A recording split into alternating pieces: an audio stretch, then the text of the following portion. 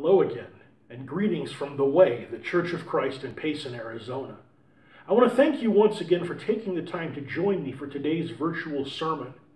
This lesson is the last of what I've been calling the Take Courage series, which is an exploration of Jesus' promise that we can live without fear even though we live in a scary world. We're going to begin today near the end of the book of Acts. The story there starts with Paul under arrest by the Romans in Jerusalem after he tried to visit the temple. Jews from some of the places that he'd gone as a missionary stirred up the crowd in Jerusalem and around the temple against him, and Paul was nearly killed by that crowd before the commander of the Roman garrison intervened. Now, the arrival of the Roman commander may have saved Paul from being beaten to death by the Jews, but the Romans weren't exactly keen on people who started riots, so the commander arrested Paul. And even before he could take Paul into the barracks, Paul went and got the crowd even more worked up by retelling the story of his conversion to Christianity on the road to Damascus. In fact, the commander had to take Paul into the barracks just to get him away from the crowd because they were ready to kill him again. And as for the commander, he was ready to torture Paul in order to find out what was really going on. Fortunately for Paul, his status as a Roman citizen protected him from this kind of torture. But he remained under Roman arrest pending some kind of a resolution of the situation. So the next day, the Roman commander took Paul to the Sanhedrin to see if he could understand what the Jews' problem really was. And after a little bit of discussion with the Sanhedrin, Paul deliberately provoked an argument between the Pharisees and the Sadducees, the two main groups on the council, by claiming that he was on trial because of his hope in the resurrection of the dead. And that's where we're going to pick up in Acts chapter 23. It says there was a great uproar, and some of the teachers of the law who were Pharisees stood up and argued vigorously. "We find nothing wrong with this man," they said. "What if a spirit or an angel has spoken to him?" The dispute became so violent that the commander was afraid Paul would be torn to pieces by them. He ordered the troops to go down and take him away from them by force and bring him into the barracks. So now think about this. Paul has been nearly killed by his own people, by the Jews, on 3 separate occasions in the space of less than 2 days. Not only that, but we know that some of the leaders of the Jews were already forming a plot to kill Paul the very next time that he was taken out of the Roman garrison. And since Paul describes himself as a Jew of Jews, and in fact we know that he studied under at least one member of the Sanhedrin, there's a decent chance that some of the people who are trying to kill him now might have been his friends at one time. So when you think about all of this, it wouldn't be unreasonable at all for Paul to be pretty discouraged. I mean, after all, his own people, the Jews, won't even listen to him when he tries to preach the gospel. It also wouldn't be very unreasonable for him to be a lot afraid of what's going to happen next. And so with this in mind, it's a bit easier to understand why Jesus might have felt that a personal appearance was in order. And so Luke tells us that the following night, the Lord stood near Paul and said, "Take courage. As you have testified about me in Jerusalem, so you must also testify in Rome." Now, at first glance, this might not seem to be a very encouraging thing for Paul to hear. After all, it was his testimony in Jerusalem that had nearly gotten him killed on 3 separate occasions. And what did he look forward to in Rome or other places? Probably the same kind of stuff. But think about the deeper implications of what Jesus is saying to Paul. Remember, when Paul was converted all the way back in Damascus, he was told by Jesus that it was going to be his job to preach the gospel to the kings of the Gentiles. So when Jesus appears to him now, what he's really telling him is that Paul can take courage in knowing that that plan is still going on. Jesus is saying, you don't need to be afraid of what's going to happen here in Jerusalem because everything is going just the way it's supposed to, and I've got plans for you down the road in Rome. In fact, the idea that God has a plan for his people is one that we see all the way back to the very beginning of the Bible. Even the curses that God pronounced on Adam and Eve contained promises that hinted of God's future plans, good plans, on behalf of his people. And there are a lot of places in the Old Testament where God makes very specific promises to his people about their future. God's many promises to Abraham are a great example of this. But one of my personal favorites is a statement that God made to the people of Judah who'd been taken into Babylonian captivity. And he made that statement over in Jeremiah chapter 29, where he says, "When 70 years are completed for Babylon, I will come to you and fulfill my good promise to bring you back to this place. For I know the plans I have for you, declares the Lord, plans to prosper you and not to harm you, plans to give you hope and a future. See, the people of Judah were looking at sure captivity. They were going to be taken away to Babylon. And it sure looked like it was a permanent thing that was going to be the end of the Jewish state altogether. But God promised to bring the captives back to their home in the land of Israel.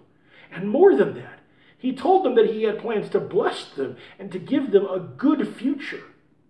The awesome thing for us as Christians, as God's people that have been chosen and selected through Jesus' blood, is that we know that God's plan always comes to pass. God always keeps his promises. Now, we might reasonably ask, how is this possible? Even the best, most carefully laid down plans of humans sometimes fall apart. In fact, if you look at history, they usually fall apart. And none of us, not one single person that I'm aware of, has ever managed to keep all of our promises. No matter how good our intentions are when we make those promises, no matter how hard we try, at least some of the time, we drop the ball on the things that we've promised to do. But God always keeps his promises.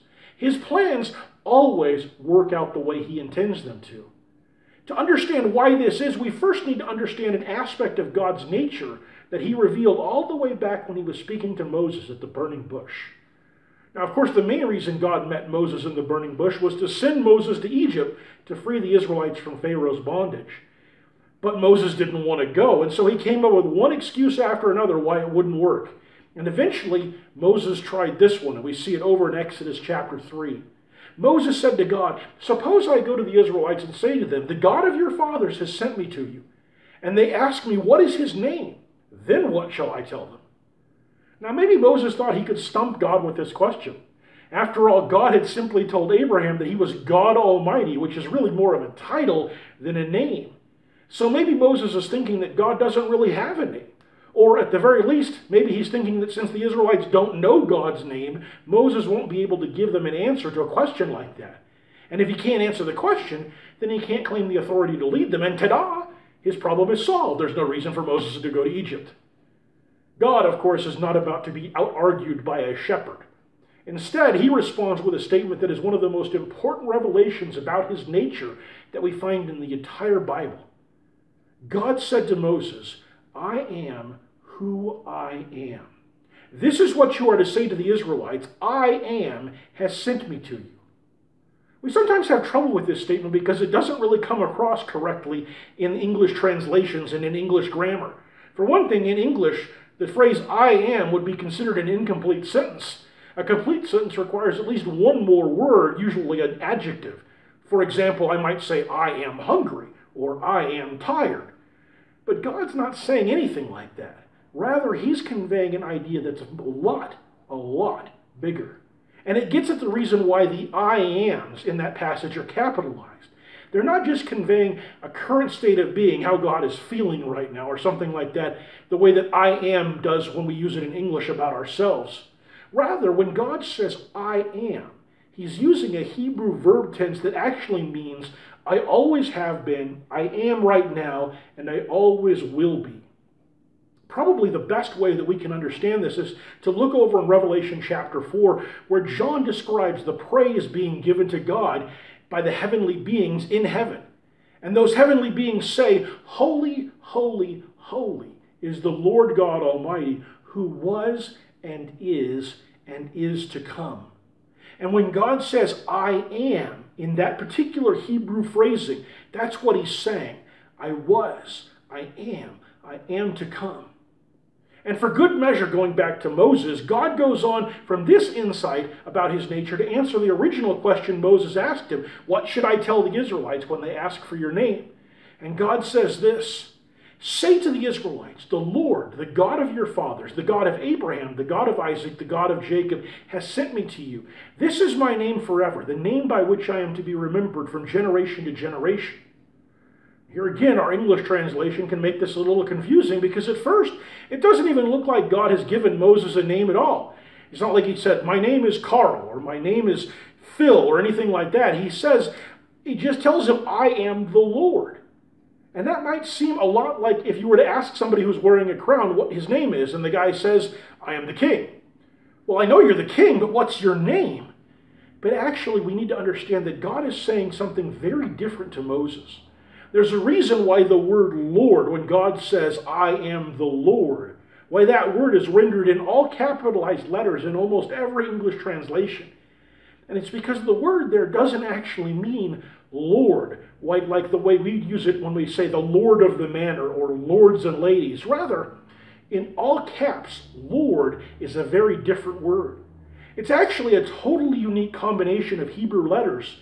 Those Hebrew letters look like this, and they basically correspond in English to the letters YHVH. No human being today knows exactly how to pronounce that Hebrew word.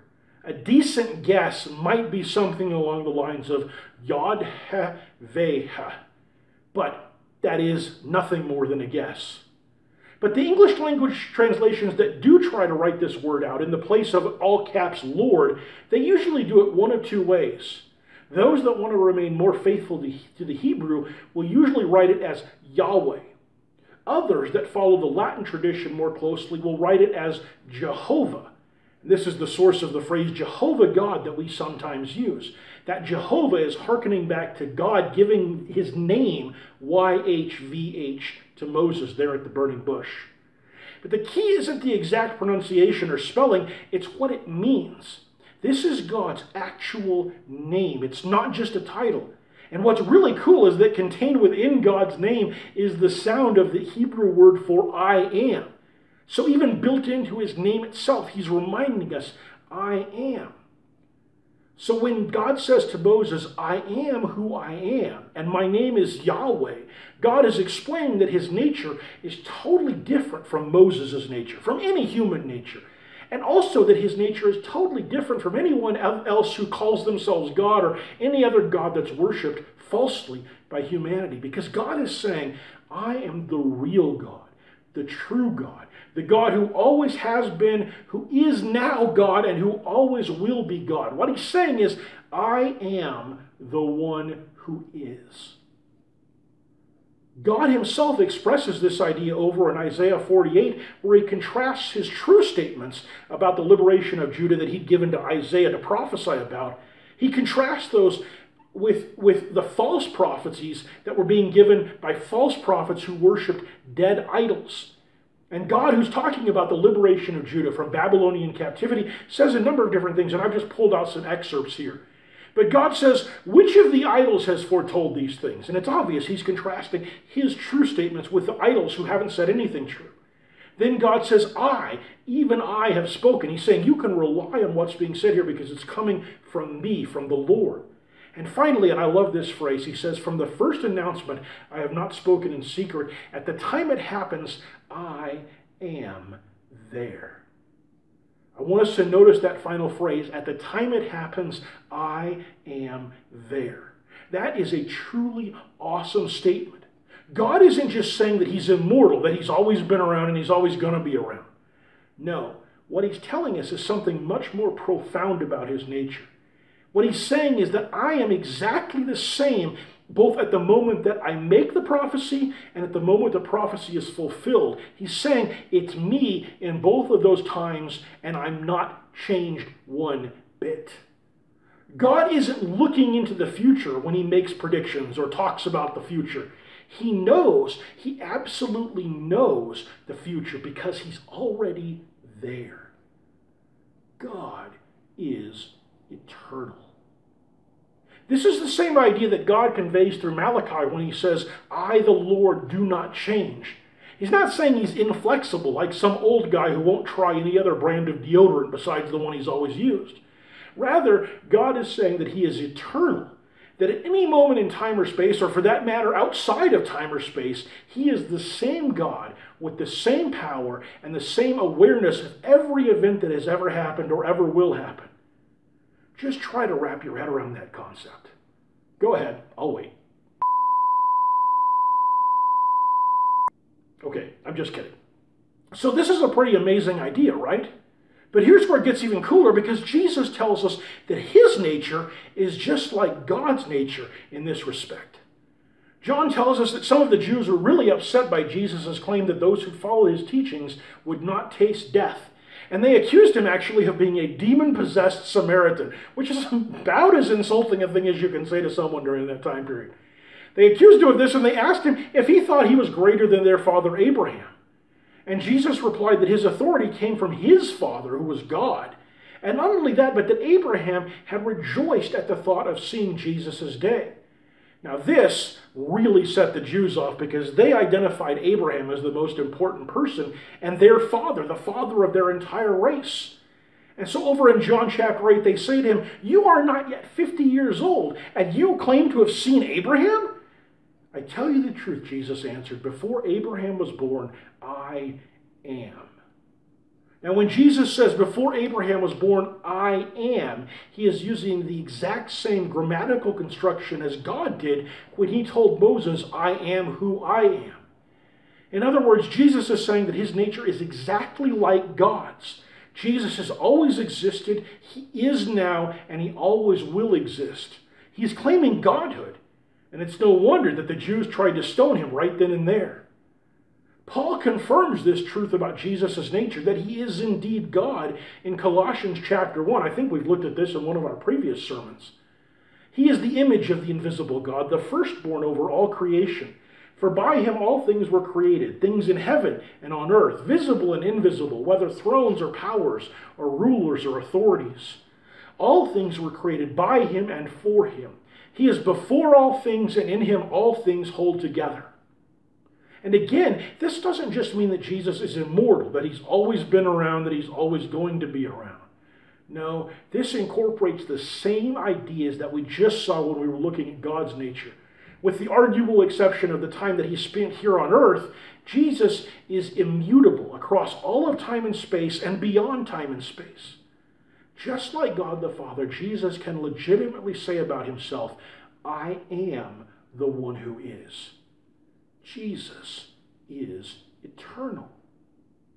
So why are we looking at this at all? Why are we taking the time to look at technicalities of grammar and questions of existential natures? What does any of this have to do with helping us to find courage in the world we live in? And the answer is simple. Just as God laid down plans for his people in the Old Testament, Jesus has made plans for his followers in conjunction with God. And if both God and Jesus share that same eternal nature, then we can count on both of them to always keep their promises. And we can be sure that all of their plans will always succeed. Paul expresses this idea over in Ephesians chapter 1, where he makes it clear that both God and Jesus have been involved in some serious long-term planning. Praise be to the God and Father of our Lord Jesus Christ, who has blessed us in the heavenly realms with every spiritual blessing in Christ. For he chose us in him before the creation of the world to be holy and blameless in his sight. Now, some people come away from this passage with a false comfort.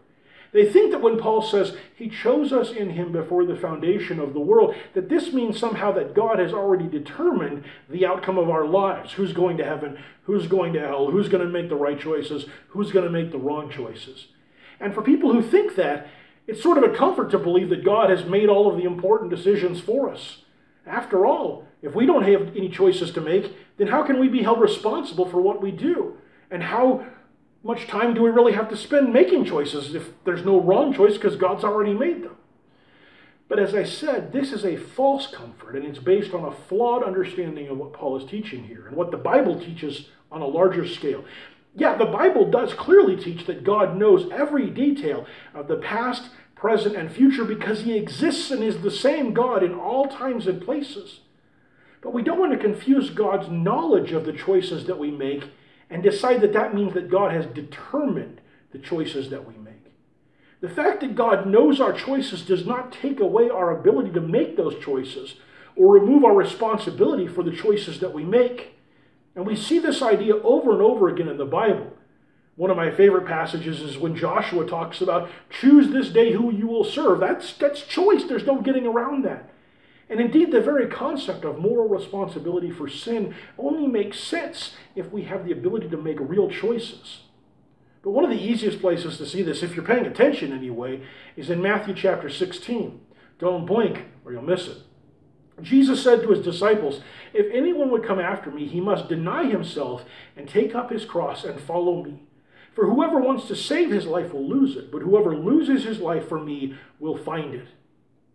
Did you hear what Jesus said there? If anyone would come after me. At its most basic, this is a statement of choice. If you choose to be my disciple, here's what you need to do. You need to take up your cross and follow me. And so while we shouldn't take false comfort by thinking that we're not responsible for our choices, we can take courage in knowing that just like God, Jesus has a plan for us, and Jesus always keeps his promises. In fact, right there in Matthew, we see one of those promises. Jesus says, whoever loses his life for me will find it. That ties into one of Jesus' earlier claims that I mentioned a little bit earlier, which is that those who obey his teachings would not taste death. In fact, Jesus promised his followers that he had a truly wonderful plan for them, that he was getting something ready for them that would be far better than this life and anything that they could even imagine. Over in John chapter 14, Jesus tells his disciples this, I am going to my Father's house to prepare a place for you. And if I go and prepare a place for you, I will come back and take you to be with me, that you also may be where I am. You know the way to the place where I am going. And so we can find courage in the certainty that Jesus is preparing a place in God's house for us. There is confidence to be found in knowing that Jesus has made provision for each and every one of us as a part of his plans for eternity. And more than that, we should find tremendous hope in realizing that there is no situation we can find ourselves in where God and Jesus are not there with us. Because of that eternal nature, there's no place where God is not going to be, no time where God is going to be absent. Now, for those who oppose God or who reject God, they find this idea frightening. It's kind of like Santa Claus. He sees you when you're sleeping, he knows when you're awake, and if you're doing bad stuff, you're in trouble. And so if you oppose God or you reject God, this is scary because who wants to have an angry God looking over your shoulder? But for us, Christians, God's children, the knowledge that the eternal God who loves us is always there is the ultimate source of courage. As the psalmist says, God is our refuge and strength, an ever-present help in time of trouble. In Romans 8, Paul tells us that in all things God works for the good of those who love him. And when you think about it, it really just makes sense because we know that God plans good things for his people. So of course his plan works to the benefit of those who love and serve him because that is literally all part of the plan. So my message to you today is simple. Be courageous this week. Stand tall, stand strong in the sure knowledge that God has a plan for you and that he is working for your good in all things. And let your hope and confidence bleed out a little so that the people around you notice it. Don't just keep it all inside. Let it flow out of you so people can see it, because who knows? God may use that as an opportunity for you to tell those people about the amazing blessing that the gospel has shed in your life. May the Lord bless you this week, and may he bless the world through you.